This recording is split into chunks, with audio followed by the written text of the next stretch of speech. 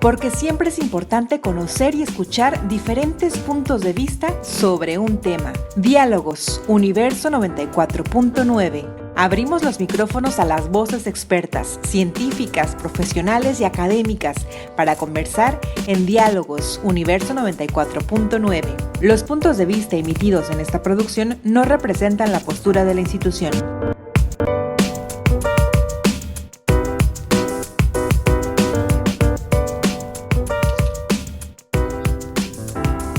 Gracias por sintonizar la frecuencia de 94.9.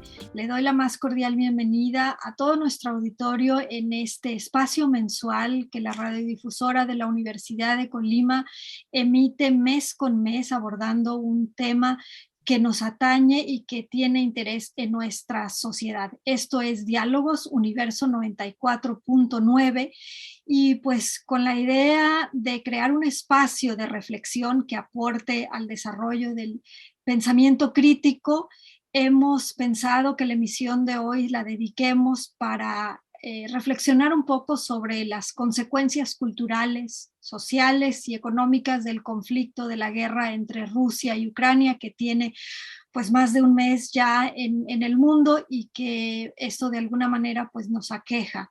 Esta ocasión hemos aprovechado la relación que hemos entablado con la Red Global de Mexicanos en el Exterior en Europa y hemos invitado a dos especialistas en el tema junto con otro académico de nuestra universidad.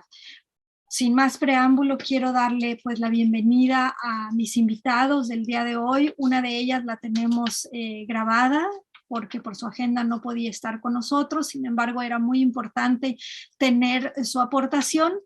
Y tenemos en vivo con nosotros a la doctora Cecilia Estrada Villaseñor. Ella es doctora en Migraciones Internacionales y Cooperación al Desarrollo por la Universidad Pontificia de Comillas, tiene un máster en Relaciones Internacionales y Comunicación, directora de la Cátedra de Refugiados y Migrantes Forzosos, coordinadora del Observatorio Iberoamericano sobre Movilidad Humana, Migraciones y Desarrollo. Bienvenida, Cecilia, a esto que es Diálogos 94.9.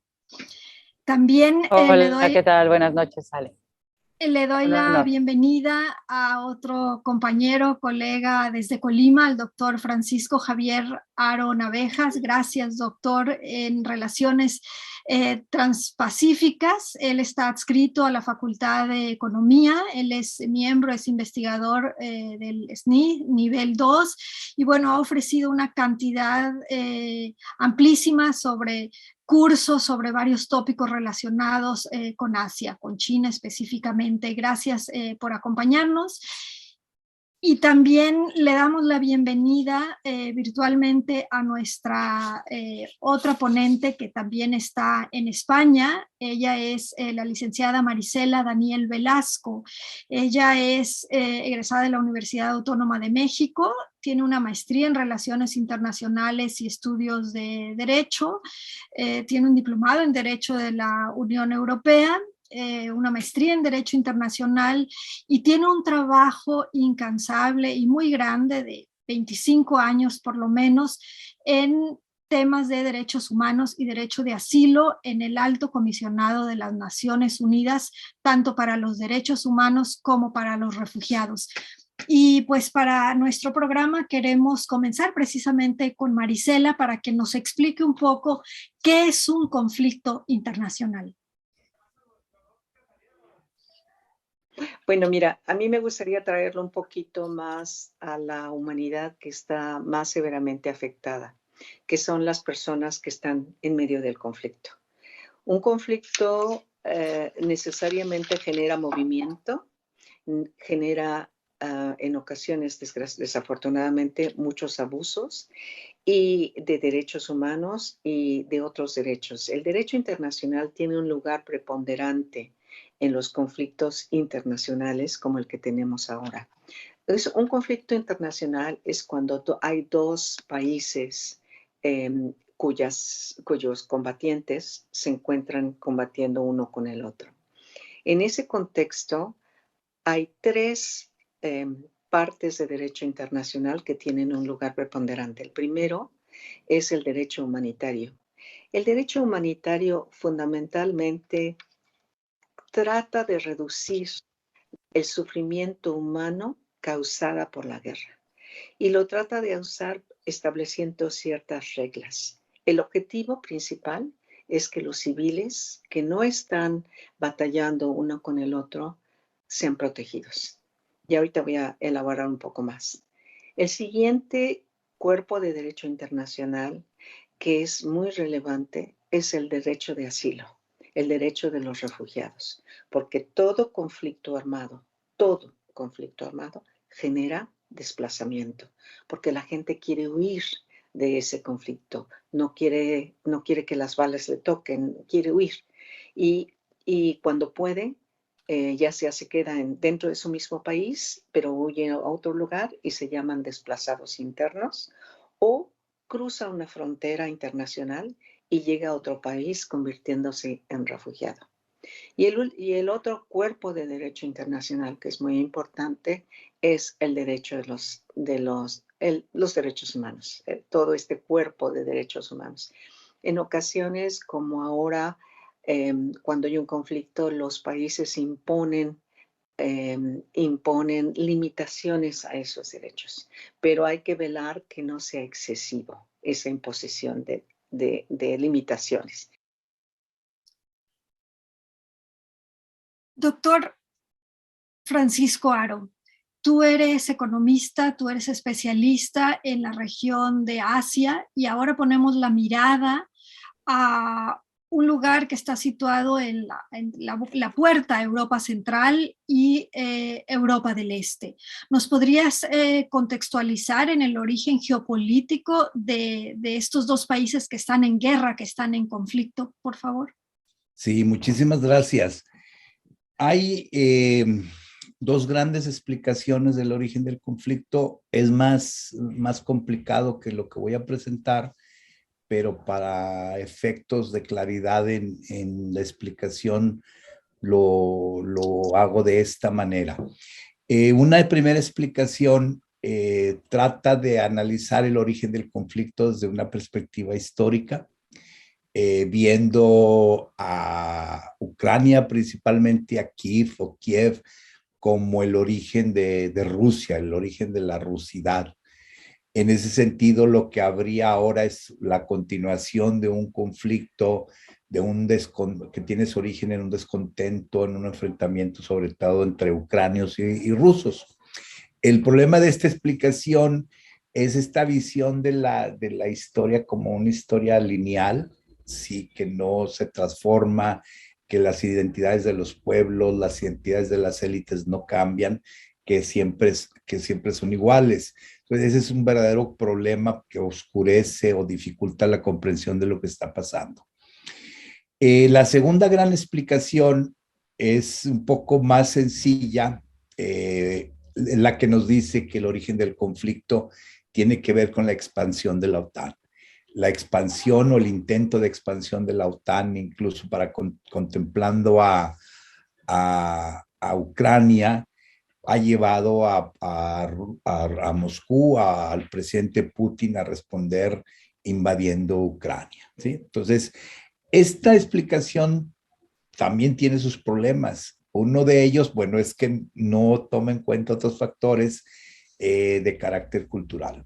Lo cierto es que estamos en un conflicto donde están en juego recursos naturales, donde está en juego poder.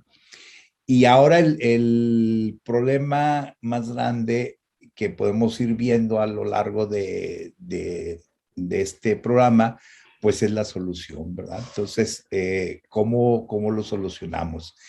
Entonces, la primera opción, la visión historicista, llamémoslo de esa manera, pues plantearía la necesidad de una total separación entre ucranios y rusos, mientras que la otra nos diría, bueno, no, vamos a negociar de tal manera que queden establecidas de manera más o menos clara las esferas de poder. También estas soluciones que se proponen son complicadas. Incluso si nosotros vemos Por ejemplo, el presidente ucranio, pues es una persona que podríamos identificar a lo largo de su vida y de su grupo social, familiar, más cercanos a Rusia que a Ucrania, ¿sí?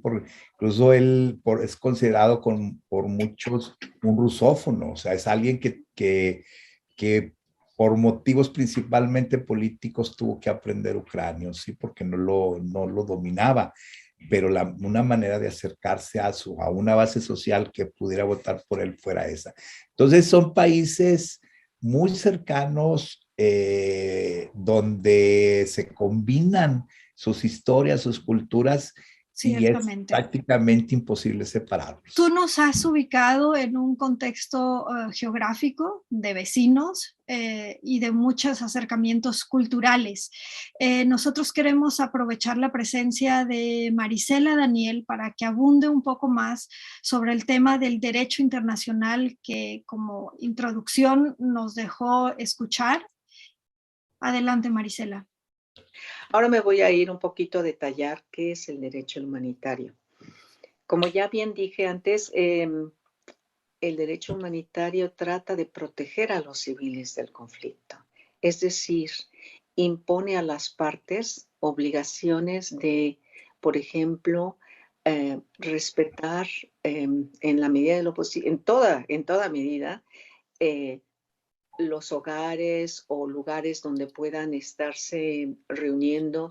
Por supuesto, los hospitales no pueden ser un objetivo de un bombardeo, los lugares de reunión tampoco. Es decir, los hospitales, las escuelas en particular, todos esos lugares donde puede haber congregación de civiles están protegidos de cualquier ataque. Desafortunadamente, lo que estamos viendo en el conflicto de Ucrania, y sobre todo lo hemos visto muy de cerca en Mariupol, que se sabía que había un lugar en donde había 300 personas tratando de proteger. El teatro. El teatro, justamente, donde estaban tratando de protegerse de todo este bombardeo y todo lo que está ocurriendo, y sin embargo fue un objeto de destrucción. Y ahí van a sabiendas que hay 300 personas que fueron víctimas de un bombardeo. No sabemos exactamente cuántos lograron salvarse, pero es un gran riesgo de que los 300 hayan muerto. Mujeres Luego, y niños. Mujeres, y niños, ancianos. Y luego tenemos hospitales que también han sido un target, ¿no? Han sido un objeto. Y sabemos lo mismo, hemos visto tomas de personas, de mujeres embarazadas saliendo y que murieron después. Sabemos que murieron después en ese acto. Entonces, también el derecho humanitario trata de limitar el tipo de arma que se utiliza. Por ejemplo, las armas nucleares están fuera, por supuesto. Las armas biológicas y químicas están excluidas, por supuesto. Y esto me lleva a hablar un poco de lo que hemos escuchado en las noticieros, que se sospecha que hay crímenes de guerra. Pues, ¿qué es un crimen de guerra? Pues un crimen de guerra justamente es una violación seria al derecho humanitario. Es decir, que ha afectado muchísimo y con intención de afectarles a los civiles. Otro aspecto de derecho humanitario que me parece que es muy relevante en esta conversación es la protección de la organización y la protección de los civiles cuando están pasando por corredores humanitarios. Los corredores humanitarios. Los corredores humanitarios, una vez que estás de acuerdo, porque las partes negocian cuándo es el corredor, de dónde a dónde va a ir, etcétera, tienes que respetarlo. Sin embargo, hemos sabido que en varias ocasiones se han suspendido la salida de los civiles a través de esos correos humanitarios porque no se tenía la certeza de que no iban a ser objeto de bombardeo. Y ante esto, esta es una gran violación de derecho humanitario. Sí, se les ataca en medio de la implementación de un correo humanitario, es una seria violación al derecho. Perdón, en la implementación de la salida de los civiles sería una grave violación del derecho humanitario. Otra de las cosas que regula el derecho humanitario es el tratamiento de los prisioneros. Cómo son tratados, porque finalmente este es un derecho que regula la guerra. Entonces, ¿cómo tratas a los prisioneros de guerra? Hay ciertos estándares que los tienes que proteger también, es decir, si necesitan ayuda médica, la deben de recibir. Y en fin, hay toda una serie que está muy descrita en unas convenciones que se llaman las Convenciones de Ginebra. Ya hay varios protocolos al respecto. Generalmente el Comité Internacional de la Cruz Roja es un experto, es un órgano supervisor de alguna manera de la implementación de derecho humanitario. Pero se han visto recientemente también en Siria y en Irak, en Mosul, se han visto serias violaciones de derecho humanitario que empiezan a llamar la atención de todo el mundo de que más se tiene que hacer en este respecto. Gracias, Marisela, por tu aportación importante sobre el derecho humanitario. Y aquí traigo a la conversación a nuestra invitada desde España, a Cecilia Estrada Villaseñor. Llevamos más de 4 semanas con una guerra cruda que recoge muchas pérdidas, y también ya han comenzado estos flujos de refugiados, estos flujos de desplazamiento. ¿Cómo ves el contexto de la migración específicamente en este conflicto, Cecilia? ¿Qué tenemos que atender la gente que estamos cerca y también la que no está tan cerca geográficamente? Bueno, son muchas preguntas. Primero, buenas noches, muchas gracias por el espacio. Son muchas preguntas, ¿no? Las que se elaboran. Sobre todo, y hay muchos puntos y muchas puntualizaciones que habría que hacer. Estas personas no son migrantes al uso. La movilidad humana responde a determinados nombres y categorías que deben de pronunciarse, porque de no pronunciarlo estamos quitándole ciertos derechos a estas personas. Son refugiados, personas que huyen de una persecución. De los 44 millones de habitantes que tenía Ucrania antes de la guerra, antes del 24 de febrero de este año, estamos asistiendo hoy a la cifra de 4 millones de desplazados forzados por esta guerra, cuando ya Ucrania tenía 5 millones de ucranianos viviendo fuera del país previos a la guerra. Entonces, estamos hablando esto en cifras de OIM, en el informe de 2022 que se presentó en enero de este año. Entonces, ya tenemos a 9 millones de personas ucranianas en el mundo viviendo fuera, a un país al que de momento no pueden volver, con una serie de cuestiones que ahora voy a entrar un poquito en ellas porque son muy delicadas y tienen que ver e hilan un poquito con este derecho humanitario del que hablaba Marisela, y al que hilo el tema del derecho internacional que define y va a proteger a todos estos refugiados mediante este estatuto del 51 y posterior protocolo de Nueva York del 67, ¿no? Esos principios legales de los que hablaba Marisela y que consagran y que han permeado en muchísimas otras leyes y en muchas prácticas internacionales, regionales y por supuesto nacionales. Uno de esos principios fundamentales al que no quiero dejar de hacer alusión es el establecido por el derecho internacional, en el que los refugiados, no estoy hablando de migrantes, sino de refugiados, no deben de ser expulsados o devueltos a las situaciones en las que sus vidas y su libertad pueden verse amenazadas. En el caso de los ucranianos hemos visto cómo la Unión Europea, con el sistema europeo común de asilo, ha acogido inmediatamente a todas estas personas refugiadas, ¿no? ¿A qué les da derecho este acogimiento inmediato? Bueno, pues lo primero, al no castigo por la entrada, desde luego, en el país, a un empleo remunerado, a una libertad de circulación dentro del territorio, a una vivienda digna, a una educación pública y gratuita, a una asistencia médica con las mismas condiciones que los ciudadanos del país receptor, a una libertad de religión, a un acceso a los tribunales del país de acogida y a una obtención de documentos de identidad y de viaje. ¿Qué consecuencias puede ocasionar toda esta cuestión? Bueno, pues que en una primera instancia ha sido tanto el shock del tema de la guerra que los nacionales de países europeos, que están siendo los primeros en recibir a este flujo de refugiados ucranianos, están teniendo unos gestos de solidaridad absoluta, ¿no?, con estas personas. Pero ¿qué va a ocurrir el día de mañana cuando estas personas lleven 2 y 3 años?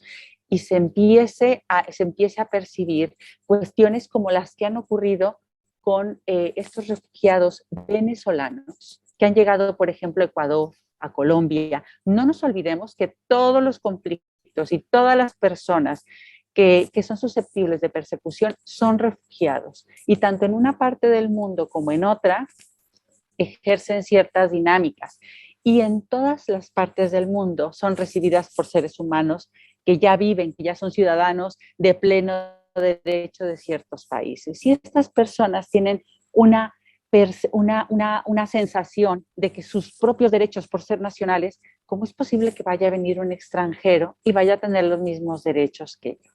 ¿No? Esta es respondiendo un poquito a tu pregunta, Ale, de a qué tenemos que estar un poco atentos, a qué tenemos que percibir, qué es lo que tenemos Yo creo que tú pones en la mesa, Cecilia, puntos de reflexión a los que vamos a llegar en la segunda parte de nuestro programa. Estamos hablando sobre las consecuencias culturales, sociales y económicas del conflicto entre Rusia y Ucrania, con académicos de Europa y académicos en México que nos acompañan el día de hoy. Tus derechos, a pesar de que te mueves de un país a otro, pues tus derechos van contigo, ¿no? Y de hecho la protección internacional que te ofrecen los países de asilo justamente van encaminados a proteger tus derechos humanos, ¿no? Porque tu país no está en la situación para protegerte en ese momento. Para garantizarlos. Como tu país no está está en una situación difícil, otro país puede proveerte de esa protección internacional, que es la protección de tus derechos. Y quiero remitirme a una participación de Marisela, que nos habla sobre los derechos humanos en el contexto internacional. Tus derechos, a pesar de que te mueves de un país a otro, pues tus derechos van contigo, ¿no? Y de hecho la protección internacional que te ofrecen los países de asilo justamente van encaminados a proteger tus derechos humanos, ¿no? Porque tu país no está en la situación para protegerte en ese momento. Para garantizarlos. Como tu país no está está en una situación difícil, otro país puede proveerte de esa protección internacional, que es la protección de tus derechos. Y en el mundo, pues para regular este tipo de convivencia entre todos los países, existen organizaciones como la Organización de las Naciones Unidas, que tiene un Consejo de Seguridad que debe atender estos conflictos como el que nos atañe el día de hoy. Y al respecto, Marisela tiene una aportación. En un análisis de la posibilidad de la ONU en tener una influencia fuerte en el conflicto actual, se nos plantea siempre el derecho de veto que tienen los 5 miembros del Consejo de Seguridad. Es decir, que Rusia, siendo uno de esos miembros, va a vetar cualquier resolución que se tome al respecto, ya cualquier resolución crítica o cualquier intento de llevarlo más a una discusión amplia y seria, ¿no? Y de traer a las partes también a las Naciones Unidas. Esa es una limitante que viene desde la formación de las Naciones Unidas, cuando se escribió la Carta de las Naciones Unidas, que como te decía en otro momento, el artículo 2 es muy claro, ¿no? Que la soberanía de los estados, pues, no puedo decir sagrada, pero es muy importante, es crucial para la paz en el mundo y que debe ser respetada por ello. Si un miembro de las Naciones Unidas agrede a otro, invade a otro, obviamente esto no es acorde con la Carta de las Naciones Unidas.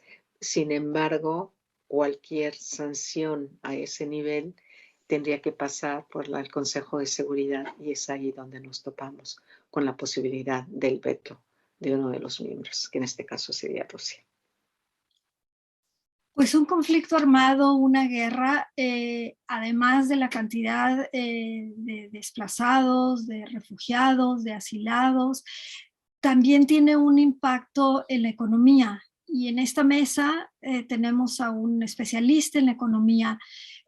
¿Cómo es la perspectiva económica de la región y del mundo, Francisco, ante este conflicto que tiene más de 4 semanas en Europa? Sí, gracias. Lo primero que habría que analizar es que la invasión rusa a Ucrania es la continuación de otras crisis.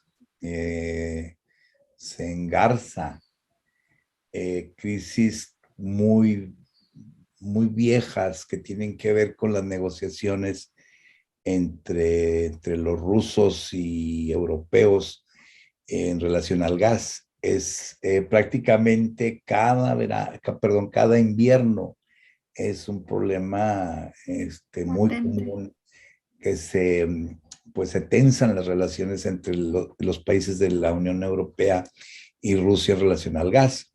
Y es algo sobre lo cual se empezaba a salir recientemente en negociaciones, pero bueno, ahora esas negociaciones han parado. Y ese es el primer punto, de que pues es una crisis que viene de lejos, que afecta a la economía de tanto de las industrias como las familias en los hogares, el consumo de gas.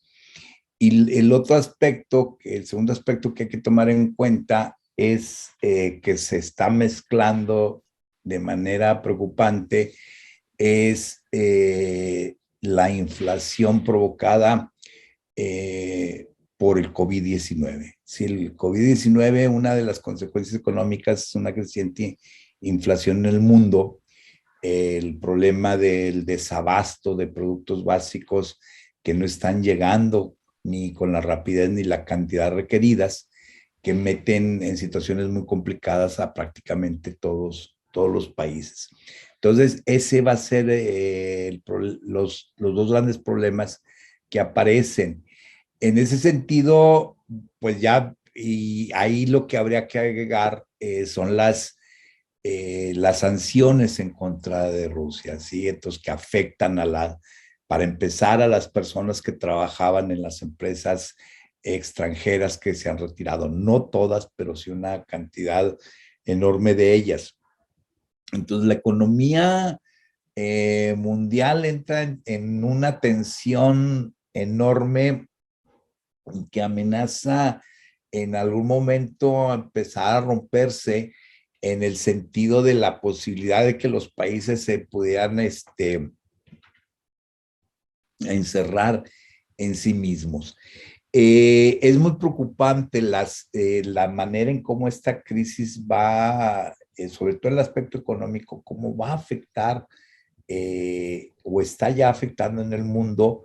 Va a cambiar la forma en que los lugares desde donde se distribuyen los energéticos, sobre todo fósiles, y va a afectar en salarios, va a afectar en precios, en fin, tiene unas consecuencias muy complicadas la guerra, y en tanto no se solucione, pues va a complicarse más. Hay casos, por ejemplo, que hemos visto en estos días, sobre, por ejemplo, España, Portugal, que han negociado con su propia agenda, que tiende a ser diferente con la Unión Europea, y por lo pronto se ven satisfechos en términos de que la Unión les hace concesiones para que sus economías no exploten, y entra una política pues de apoyo, de subsidios a las empresas, a condición de que no haya despidos, En el caso de Estados Unidos, pues lo que ha venido es, por lo menos momentáneamente, es un fortalecimiento de su economía, y casos sorprendentes como el de Venezuela, ¿verdad? Que era una economía en terribles condiciones y que la invasión rusa les ha caído muy bien, en el sentido que Estados Unidos se ha acercado a Maduro para que se convierta en un abastecedor de, de combustibles fósiles. O el caso de México. México es un país que, si bien también estaba en este proceso de enfrentar la inflación, se ha visto por lo pronto beneficiado por el conflicto en varios sentidos. Uno, los incrementos de petróleo, lo cual cae muy bien a las finanzas del país, pero que tiene el peligro que sí aumenta el precio del petróleo y los ingresos del gobierno mexicano, pero también el consumidor, el conductor privado de la empresa, etcétera, etcétera, pues va a la estación por la gasolina y esta ya se incrementó, lo cual pues va a ser o está ya siendo subsidiado por el gobierno. La estabilidad de la moneda mexicana, su relativo fortalecimiento, en fin, ahorita no hay un efecto igual en todos los países, son efectos diferenciados. Y el caso de China, pero que nos va a afectar a todos, que se combina, ¿verdad? Con el COVID, el incremento de casos en ciudades como Shenzhen, como Shanghai, y la guerra. En fin, ahora pues termino mi idea, pues lo que habría que tomar en cuenta principalmente será la inflación y las dificultades para abastecernos de muchísimos productos industriales, pero también para el consumo de las familias.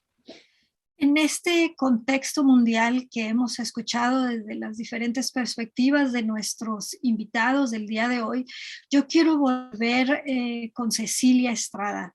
Yo creo que el tema de observar, ¿no?, a todas las personas que tienen que dejar su territorio para irse internamente a otro territorio del propio país o salir en su defecto a otros territorios internacionales donde es otro país, otro idioma, otra historia, otro contexto.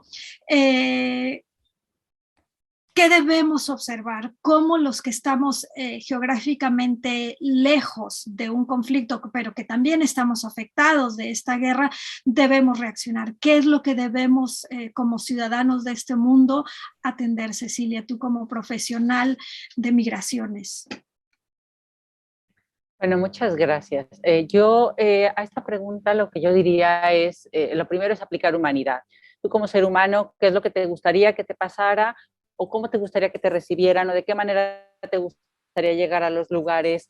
Si imagínate que te acabaran de quitar todo lo que tienes, ¿no? Todo lo que conocías hasta antes de ayer, te lo acaban de quitar porque tienes que salir de tu casa deprisa, corriendo con los documentos más básicos necesarios como para poder acreditarte y poder continuar de alguna manera tu vida en otro lugar, sin recursos, sin ropa, sin cambios, sin apenas cosas, porque además no olvidemos que viajar huyendo tiene que ver con viajar ligeros, con ir sin nada. Entonces, en este sentido, sí que aplicaría mucho esa cuestión, ¿no? Lo que está haciendo la Unión Europea ahora mismo con el tema de la apertura de las fronteras, que era un poco el punto anterior que estaba tratando, la apertura inmediata a los ucranianos y su rápida incorporación a las sociedades de acogida europeas, va muy en este sentido. Y yo aquí pondría en valor este proceso. Es verdad que de donde venimos venimos de un sistema de acogida e integración bastante cerrado, en donde a los sirios no se les recibía, porque venimos de una crisis del sistema europeo común de asilo, a la cual mal llamaron crisis de los refugiados. No era una crisis de refugiados, era una crisis del sistema, en donde el sistema estaba reventando porque estaba diseñado para recibir a muy poca gente, cuando las personas que venían superaban los números esperados. Ahora mismo, los ucranianos que se espera que se desplacen, en palabras de Filippo Grandi, que es el alto comisionado de las Naciones Unidas para los Refugiados, es de hasta 8 millones de personas. Es decir, todavía faltan personas por salir, falta esta cuestión. Y lo que sí observaría es el proceso de incorporación a las sociedades receptoras de estos ucranianos. ¿Cómo se da en este sentido de bienvenida, la bienvenida más absoluta, la que debería de ser? Marisela hace un momento nos exponía, cuando una persona sale de su país huyendo de una guerra, debe de pasar esto, debe de ocurrir esto, debe de ocurrir esto otro. Hasta ahora, en conflictos como Yemen, como Siria, como Afganistán, como Venezuela, no los hemos vivido así. Entonces, va a ser muy interesante lo que ocurra a partir de ahora también como sociedades, ver cómo se transforma toda esta cuestión de receptora y de acogida, ¿no? Antes de que se me olvide y antes de que pasemos de tema, porque hay una cantidad de cuestiones a analizar, sí me gustaría puntualizar una cuestión de por qué es diferente o por qué ha sido diferente la entrada de los ucranianos en territorio europeo y por qué, por ejemplo, hace 4 meses teníamos a personas de Siria y de Irak buscando refugio en las fronteras de Polonia y no se les abrieron las puertas, todo lo contrario, se empujó al ejército de Polonia hacia las fronteras y a estas personas se les maltrató tremendamente. Entonces, en las fronteras, y se les rechazó en frontera, siendo personas en búsqueda de asilo. ¿Por qué a los ucranianos sí y por qué a estas personas afganas, sirias e iraquíes no? Bueno, lo primero, mucha gente lo que empezó a decir en España es, por supuesto, el sistema es racista porque estos son rubios, son güeros y los otros tienen otro color de piel. Lo primero que tenemos que decir es que había un pasaporte Schengen, es decir, Unión Europea tiene que registrar quién entra y quién sale en todo momento. Recordemos que los atentados de Estados Unidos de 2001, el 11S, forzaron a todo el mundo a cambiar todos los controles. Quienes viajábamos antes de 2001 en avión, nos acordamos que no había tantos controles, podíamos viajar con una botella de agua desde nuestras casas, podíamos ir con una serie de equipajes y de aerosoles en las cabinas de los aviones y podíamos hacer una serie de cosas que hoy en día es impensable hacer y además nos hemos acostumbrado a toda esta cuestión. Y en ese sentido, la Unión Europea controla completamente sus fronteras. Desde 2017 entra Ucrania a Schengen y por lo tanto digamos que se tiene control de todos estos pasaportes y de todas estas personas y de alguna manera ya se tiene un poco ese registro. Por otro lado, Ucrania solicita ingresar en la Unión Europea. El territorio de Ucrania es Europa todavía, entonces se concibe como una cultura un poco más allegada y la vecindad entre países tiene también una vecindad y una hermandad entre población. Hay familias distribuidas en toda la parte del este de Europa, entonces recordemos también una dinámica muy común cuando huimos de un conflicto como seres humanos, no solamente los ucranianos lo hacen, también los sirios lo hicieron, acudes allá donde hay lazos familiares. Y la gente ucraniana tiene lazos familiares más fuertes en Polonia, como los sirios cuando llegaron a Europa los tenían más fuertes en Alemania o en Suecia, que eran los países a los que pretendían llegar. Y el Tratado de Dublín IV no les permitía llegar, dado que debían de solicitar protección internacional en el primer país que pisasen. En este caso, en algunas ocasiones, por las rutas distintas que se iban dando, pues llegaban a España y debían solicitar asilo en España. Y no se querían quedar en España. Entonces teníamos ahí un drama, ¿no? El del refugiado que encima no puede elegir dónde llevar a cabo su vida futura. Bueno, todo este contexto y todo esto que les acabo de contar encierra una serie de circunstancias que en definitiva nos tienen que hacer voltear al lado, mirarles a los ojos e intentar ser un apoyo, un puente, una unión para todas estas personas. Ceci, si me permites, Marisela Daniel tiene una aportación interesante sobre el tema de la empatía con los desplazados. La escuchamos. Me gustaría mencionar que son 4 los millones de ucranianos que han salido de Ucrania, pero dentro de su país, antes de que se iniciara este conflicto, ya había 1,5 millones de desplazados internos del primer conflicto en 2014. En Crimea. Y ahora en el este, en la frontera, en Donbass. Ahora, actualmente se calcula que hay unos 6 millones de desplazados internos, es decir, gente que se ha ido de una parte de Ucrania a la otra, que permanece dentro del país, pero que ya ha sido desplazado. Es decir, ya no está en su casa, ya no está en su alrededor y está luchando por sobrevivir en un lugar donde probablemente esa persona es desconocida. Y eso nos deja siempre en una condición muy vulnerable. Bueno, eso es una parte dentro de los desplazados dentro de Ucrania. Ahora, tú estás hablando de una llegada masiva que tuvo lugar en el 2015 y fueron fundamentalmente personas que venían de Siria originalmente, que estaban en Turquía y que empezaron a pasar. Bueno, la experiencia, digamos que en este caso una de las diferencias que podemos ver, y hay otras, pero no hay tantas, es que el conflicto está teniendo lugar en Europa. Es decir, hay una cercanía, hay una vecindad entre Ucrania y Polonia, por ejemplo, ¿no? Entonces es natural que lleguen.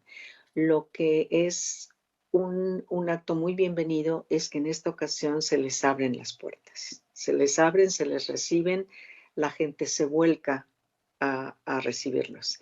En el caso de los sirios o iraquíes u otros que venían en ese movimiento, inicialmente hubo una apertura, recordarás, en Alemania, en Austria, salían a recibirles, salían a darles la bienvenida. Esto no duró demasiado porque los números fueron incrementando y quizá la Unión Europea pudo haber manejado ese flujo de otra forma. Había también una legislación que hacía difícil el movimiento de los países que estaban recibiéndolos en la frontera a otros. Recordarás que después, cuando la Unión Europea trató de decir, bueno, no nomás que vengan a Alemania y a Austria, ¿no? Que todos cooperen, que España se una, que Portugal se una, etc. Y se volvió un poquito difícil esa negociación. Nosotros, en general, los que abogamos por el asilo, quisiéramos pensar que esta experiencia con Ucrania, donde las necesidades se ven tan de cerca, donde se sienten tan en la piel, abran los ojos y en el futuro haya una mirada más positiva hacia el asilo y hacia todos los que vayan llegando solicitándolo, ¿no? Sabiendo que los conflictos son muy duros y que lo mismo que le pudo haber pasado a una persona de Ucrania le puede pasar a una persona en Irak o en Libia o en otro lugar. Y entonces que esta experiencia pues abra más el entendimiento de lo que es, de las experiencias de los desplazados y de los refugiados que llegan a las puertas de Europa. Pues estamos en la recta final de nuestro espacio radiofónico, Diálogos. Estamos hablando sobre las consecuencias culturales, sociales y económicas del conflicto entre Rusia y Ucrania, perdón. Y bueno, me acompaña Cecilia Estrada desde España y el doctor Aro desde Colima, la Universidad de Colima. Y a mí me gustaría una última reflexión, después de haber escuchado esta reflexión tan profunda que nos comparte Marisela también desde España. Bueno, sobre todo, perdón, ¿quieren que empiece? Podría empezar yo si desean. Bueno, se deben de decir muchas cosas. Primero, bueno, uno como ser humano, como ciudadano, no tiene que escoger un bando, ¿sí? Porque es la tendencia, si estoy con Putin, estoy contra Putin. Lo que sí no podemos negar es nuestra solidaridad, nuestra empatía con con las personas obligadas a abandonar su hogar. Simplemente habría que recordar que los grandes conflictos, las guerras, son las guerras de las élites. O sea, son las guerras de élites que están peleando por poder, están peleando por riqueza, y donde la sociedad pues pone a los que disparan, pero también pone a los niños que pierden a sus padres. Esa es mi primera reflexión, ¿sí? La empatía, y como ciudadanos no tenemos que tomar un bando, ¿sí? Por un gobernante u otro gobernante. El otro aspecto creo que es importante es el de la información. Vivimos en una época fabulosa en términos de la cantidad de información a la que tenemos acceso, que cada día soy más feliz por todo lo que yo puedo leer, igual que ustedes, igual que muchas personas, pero también tenemos información extremadamente mala, extremadamente peligrosa. Y aquí lo único que debemos hacer, pues es por un lado leer lo más que podamos, la información más sólida, los datos, ¿sí? Los datos, los números no son inocentes, los números no hablan por sí mismos, es preciso analizarlos, es preciso explicarlos. Y esto, muchos especialistas que escucho, que leo de diferentes países, dicen que Putin va perdiendo porque no ha tomado Kiev, porque no ha sido rápido. No, las guerras no son rápidas, las guerras son muy, muy lentas, y es quien usa mejor los recursos es quien va a ganar a la larga.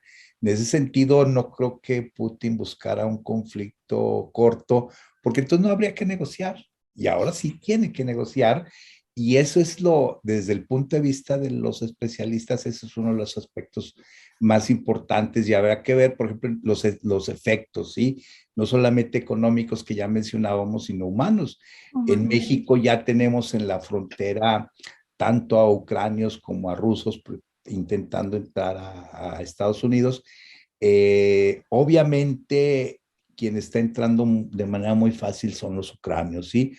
Entonces, los rusos, muchos de ellos se quedarán en México, y ese será, pues desde el punto de vista positivo, serán una gran aportación para México, como lo han sido las personas que han llegado a muchos países, y incluso rusos que han llegado principalmente a Ciudad de México, que empezaron a vender en la calle diferentes cosas y que ahora tienen restaurantes. Entonces, en ese sentido, pues sean bienvenidos.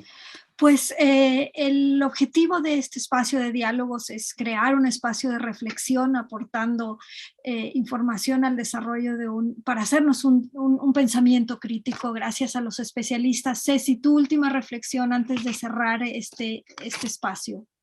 Bueno, quiero poner en valor, ha sido muy interesante la exposición del doctor Aro sobre la nueva configuración, no solamente geopolítica en lo macro y en lo económico, sino también en lo cultural, en lo particular en los países, y cómo las familias mexicanas efectivamente y del mundo nos vamos a ver en un proceso, sumergidas en un proceso de mutación cultural, en donde vamos a incorporar una serie de palabras y una serie de conocimiento que también van a aportar a nuestra cultura y a nuestro avance, ¿no? Una segunda parte a la que quiero también agradecer que haya traído aquí es el tema de la información. Efectivamente, no conocemos los planes de Putin, y claramente no están publicados en ningún medio de comunicación, e intentar hacer un análisis de cómo va el tema de la guerra y quién va ganando y quién va perdiendo en estas primeras instancias, a mí me recordaba muchísimo, y el otro día lo hablábamos en una mesa de diálogo, cómo los medios de comunicación hacen esta interpretación de Putin se está quedando solo y está perdiendo la guerra, cuando no estamos en 1900, y lo comparaban con Hitler, y no estamos en 1945 cuando Hitler se quedó solo, estamos en 1942 cuando invadió Polonia. Entonces, si vamos un poco a hacer esa analogía, estamos Putin tiene otros tiempos, Rusia tiene otros tiempos, la guerra tiene otros tiempos, efectivamente, y los medios de comunicación están haciendo un análisis muy ligero en muchos casos. Entonces, en este sentido, yo quiero hacer un llamado a esta misión que tienen las universidades, ¿no? Que tiene que ver con generar un sentido común, que muchas veces en mis clases de lógica y filosofía de la ciencia nos decían que era el menos común de los sentidos. Pero la importancia de generar un sentido común y la importancia de generar un sentido crítico en los estudiantes para que estos a su vez influyan en las sociedades, ese es un valor que las universidades deben de incorporar a sus aulas. Entonces yo, en el sentido de que las informaciones van y vienen, incorporemos conocimiento, incorporemos criterio, incorporemos formación y sentido común a nuestros estudiantes para que más adelante tengamos un criterio y sepamos elegir en estos tiempos en donde se confunde tanto un medio de comunicación con una red social que jamás va a ser lo mismo, por supuesto que no lo es, sepamos distinguir y separar la paja del trigo para saber hacia dónde vamos. Pues con estas reflexiones quiero agradecer a mis invitados del día de hoy en este Diálogos Universo 94.9. Yo creo que este es un granito de arena que desde la estación de radio universitaria queremos aportar, ¿no? Para que quienes nos escuchen, quienes nos atiendan por antena, por Facebook o por YouTube, que también este programa puede consultarse por ahí, pues hagamos ese esfuerzo de ver las cosas con nuestro criterio, armar nuestro propio criterio. En este contexto agradezco a mis invitados, a Cecilia Estrada Villaseñor, a Francisco Haro, un placer, y a Marisela que está en España, Marisela Daniel. Yo soy Alejandra Valleza y también quiero pues agradecer a todo el equipo de producción porque aunque somos algunas caras las que estamos frente, hay mucha gente atrás de nosotros. En la dirección a Marina Vázquez, a Arcelia Pérez como responsable de vinculación y el responsable de eventos y vinculación y producciones especiales a mi productora. Muchas gracias, Diana Peña, por todo el esfuerzo para conjuntar tiempos y empatar dos horarios. Este es el resultado y bueno, pues el gestor de contenidos en redes sociales, a Claudio Piña, que trabaja día y noche. Soy Alejandra Valleza y le agradezco a Universo 94.9 habernos albergado esta hora de diálogos. Hasta la próxima. Muchas gracias. Porque siempre es importante conocer y escuchar diferentes puntos de vista sobre un tema. Diálogos, Universo 94.9. Gracias a nuestras voces expertas, científicas, profesionales y académicas por conversar en Diálogos, Universo 94.9. Los esperamos en una siguiente emisión. Los puntos de vista emitidos en esta producción no representan la postura de la institución.